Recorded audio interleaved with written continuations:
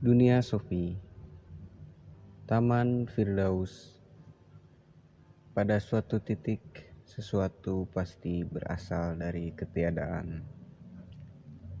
Sophie Amundsen sedang dalam perjalanan pulang dari sekolah. Dia telah menempuh paruh pertama perjalanannya bersama Joanna. Mereka membicarakan robot. Joanna beranggapan otak manusia itu seperti komputer yang sangat canggih. Sophie tidak terlalu sepakat. Tentunya manusia bukan sekedar sepotong perangkat keras. Ketika sampai di depan pasar swalayan, mereka berpisah. Sophie tinggal di daerah pinggiran kota, dan jaraknya dari sekolah hampir 2 kali lebih jauh daripada rumah Joanna.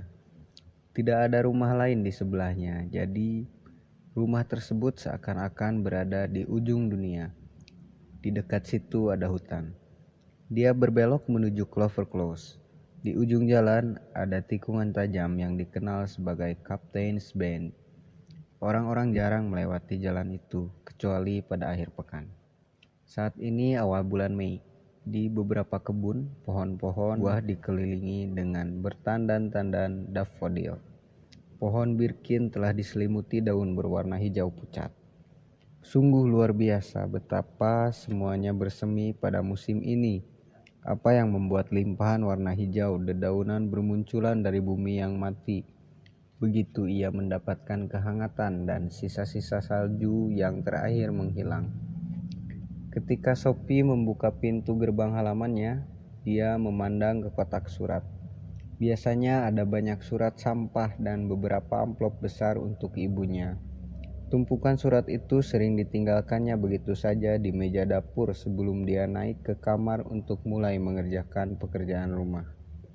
Seringkali ada beberapa surat dari bank untuk ayahnya, tetapi ayah Sophie bukanlah seorang ayah yang biasa. Dia adalah nahkoda sebuah tangker minyak besar dan selalu bepergian hampir sepanjang tahun.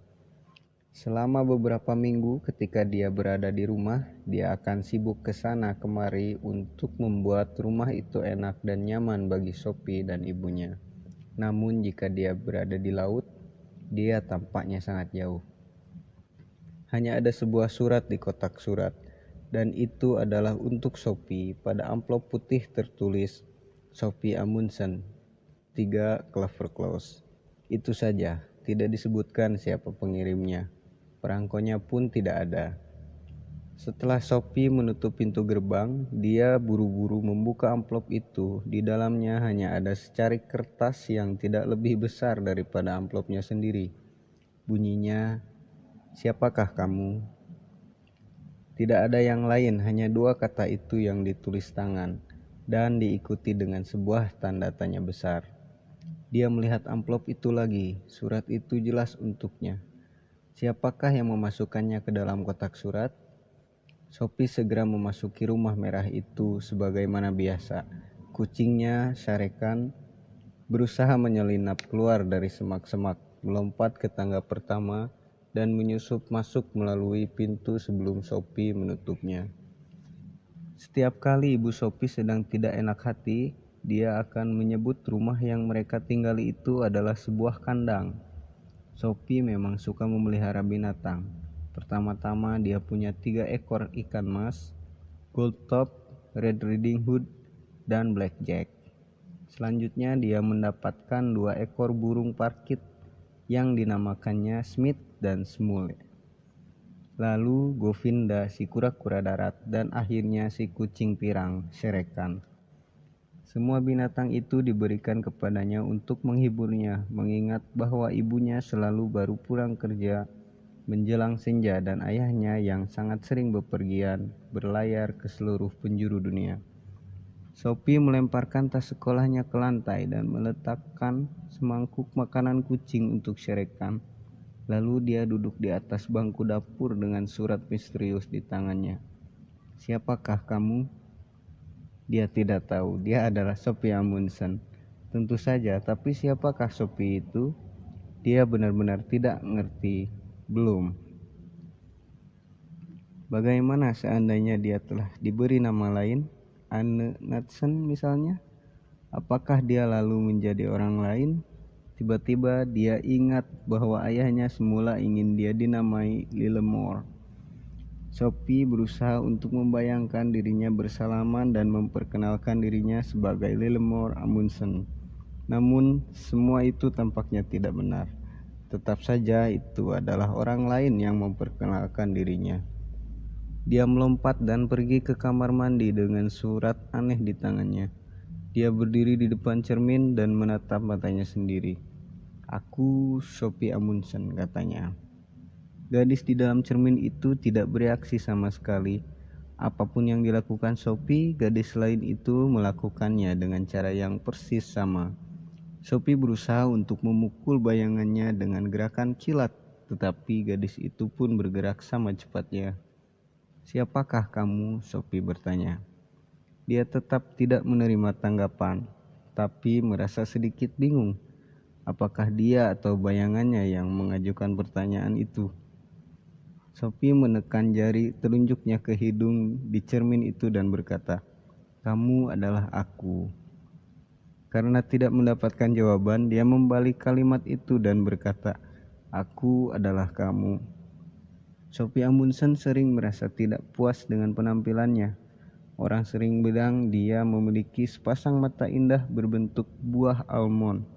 Tetapi itu barangkali hanya diucapkan orang-orang sebab hidungnya terlalu kecil dan mulutnya agak terlalu besar.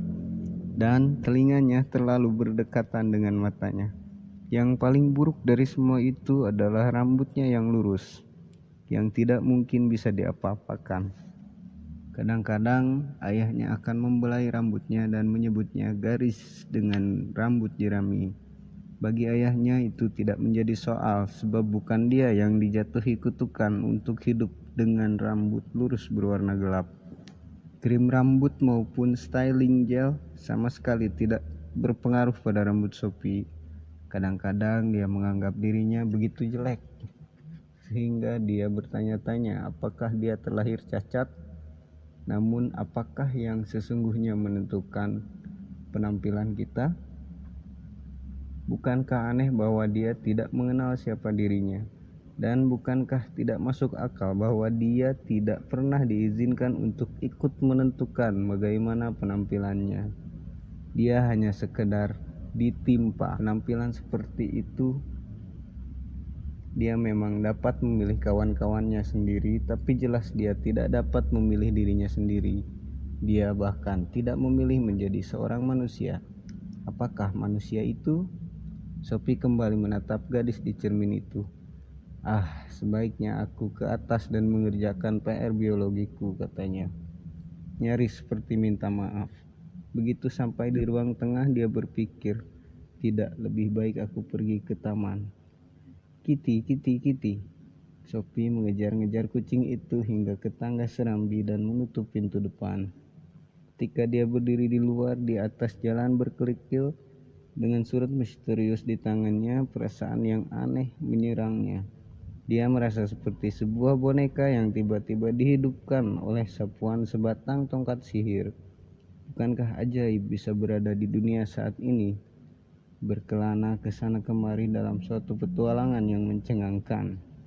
Cerekan melompat ringan melintasi kerikil dan menyelinap ke serumpun semak-semak kismis merah. Seekor kucing hidup yang penuh energi dan kumis putihnya hingga ekornya yang bergerak-gerak di ujung badannya yang licin. Ia juga berada di sini di taman ini. Namun hampir tidak menyadarinya dengan cara seperti Sophie memikirkannya. Ketika Sophie mulai memikirkan hidup, dia mulai menyadari bahwa dia tidak akan hidup selamanya. Aku berada di dunia sekarang, pikirnya. Tapi suatu hari aku akan pergi. Adakah kehidupan setelah kematian? Ini adalah pertanyaan lain yang sama sekali tidak pernah dipikirkan oleh si kucing. Belum lama nenek Sophie meninggal. Selama lebih dari 6 bulan Sophie merindukannya dari hari ke hari. Sungguh tidak adil bahwa kehidupan harus berakhir. Sophie berdiri di atas jalan berkerikil berpikir.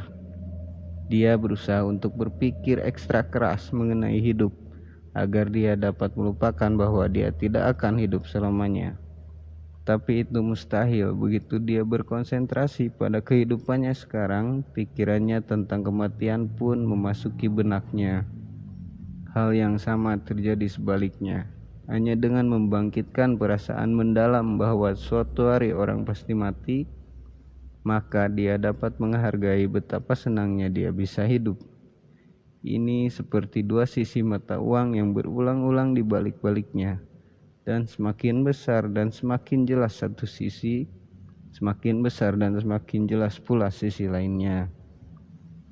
Kamu tidak dapat merasakan hidup tanpa menyadari bahwa kamu nantinya harus mati, pikirnya.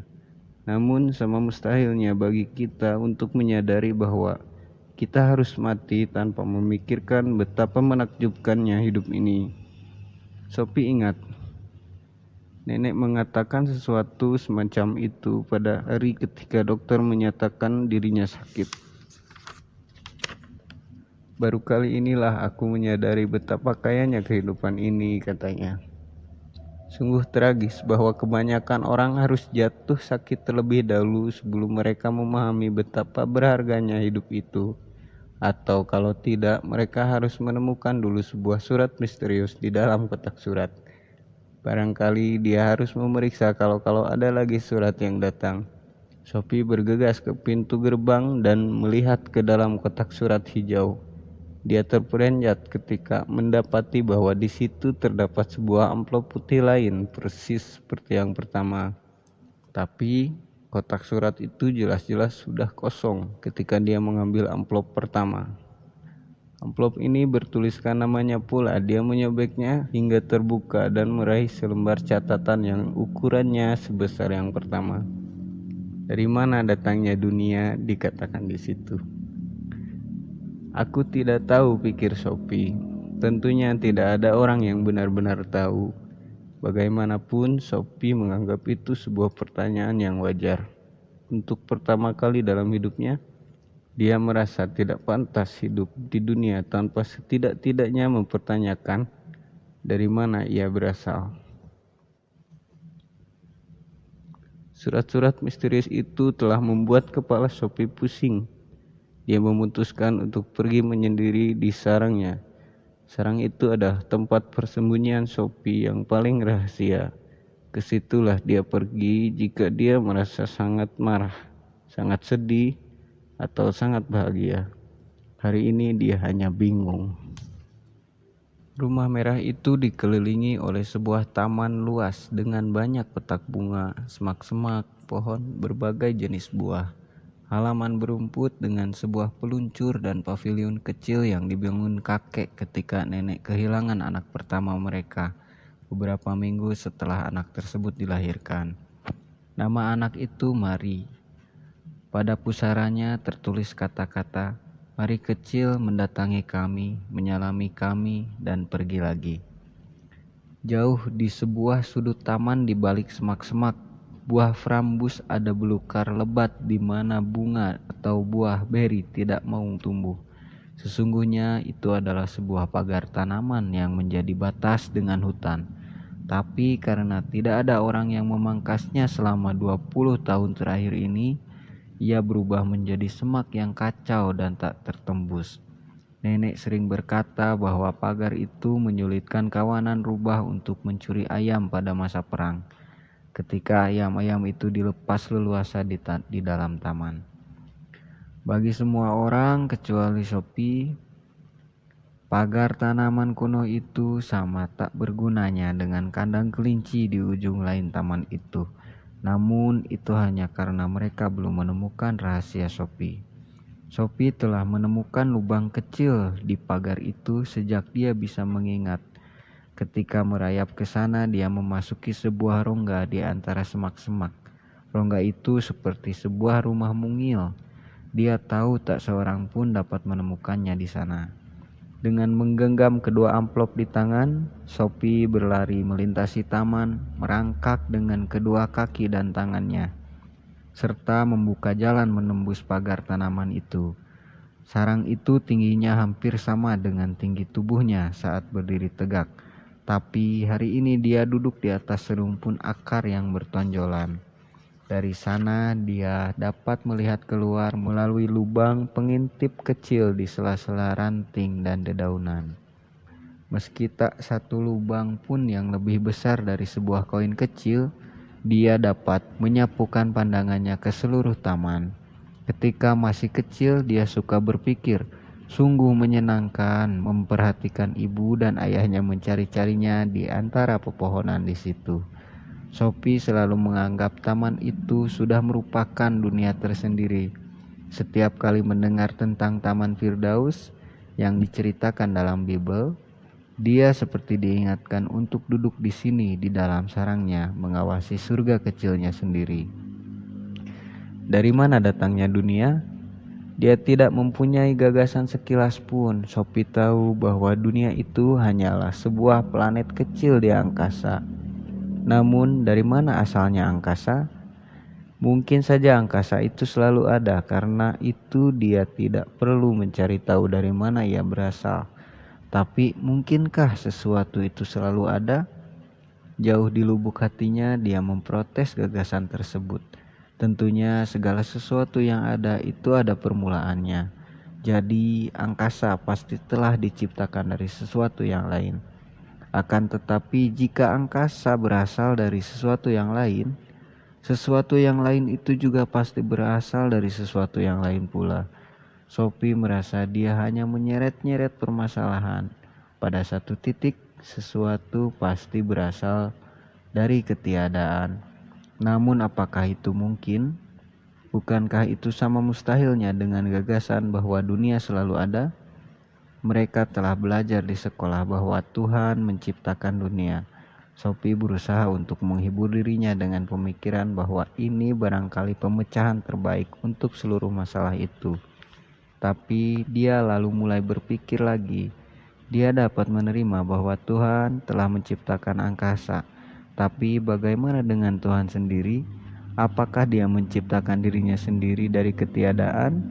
Lagi-lagi ada sesuatu jauh di lubuk hatinya yang memprotes. Meskipun Tuhan dapat menciptakan segala macam benda, tidak mungkin dia dapat menciptakan dirinya sendiri sebelum dia mempunyai diri. Maka hanya tinggal satu kemungkinan. Tuhan selalu ada. Tapi dia telah menolak kemungkinan itu. Segala sesuatu yang ada harus ada permulaannya. Persetan. Dia membuka kedua amplop itu lagi. Siapakah kamu? Dari mana datangnya dunia? Pertanyaan-pertanyaan yang sungguh menjengkelkan. Dan ngomong-ngomong, dari mana datangnya surat-surat itu? Itu juga sama misteriusnya, nyaris. Siapa yang telah menyentakkan Sophie keluar dari keberadaannya sehari-hari dan dengan tiba-tiba membawanya berhadapan dengan teka-teki besar tentang alam raya? Untuk ketiga kalinya Sophie memeriksa kotak surat. Pak Pos baru saja mengantarkan kiriman hari itu. Sophie mengaduk setumpukan surat sampah terbitan berkala dan 2 surat untuk ibunya. Juga ada sebuah kartu pos bergambar pantai tropis. Dia membalik kartu itu. Di situ tertempel sebuah perangko Norwegia dan diberi cap pos Batalion PBB. Mungkinkah itu dari ayah? Tapi bukankah dia berada di suatu tempat yang sama sekali lain? Itu juga bukan tulisan tangannya. Sophie merasakan detak jantungnya sedikit bertambah cepat ketika dia melihat kepada siapa kartu pos itu dialamatkan. Hilde Molerneck, D.A. Sophie Amundsen, 3 Clover Close. Sisa alamat itu benar adanya. Kartu itu berbunyi, Hilde sayang, selamat ulang tahun ke-15. Karena aku yakin kamu akan mengerti. Aku ingin memberimu sebuah hadiah yang dapat membantumu berkembang. Maafkan aku telah mengirimkan kartu ini ke alamat Sophie. Itu adalah cara yang paling mudah. Salam sayang dari ayah. Sophie lari kembali ke rumah dan masuk ke dapur. Pikirannya kacau. Siapakah Hilde ini?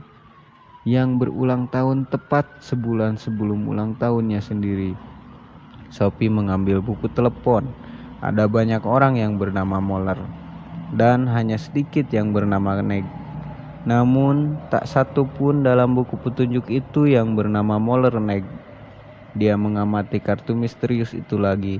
Tampaknya itu asli juga. Di situ terdapat perangko dan cap pos. Mengapa seorang ayah mengirimkan sebuah kartu ulang tahun ke alamat Shopee, sedangkan sudah jelas sekali bahwa kartu tersebut ditujukan ke tempat lain? Ayah macam apa yang mau memperdaya putrinya sendiri lewat sebuah kartu ulang tahun yang dengan sengaja dikirimkan ke sembarang alamat? Bagaimana mungkin itu merupakan jalan termudah? Dan selain itu, bagaimana dia dapat melacak si Hilde ini? Kini Sophie punya tambahan masalah yang mengganggu. Dia berusaha untuk meluruskan pikirannya. Siang ini dalam waktu hanya 2 jam. Dia telah dihadapkan dengan 3 masalah.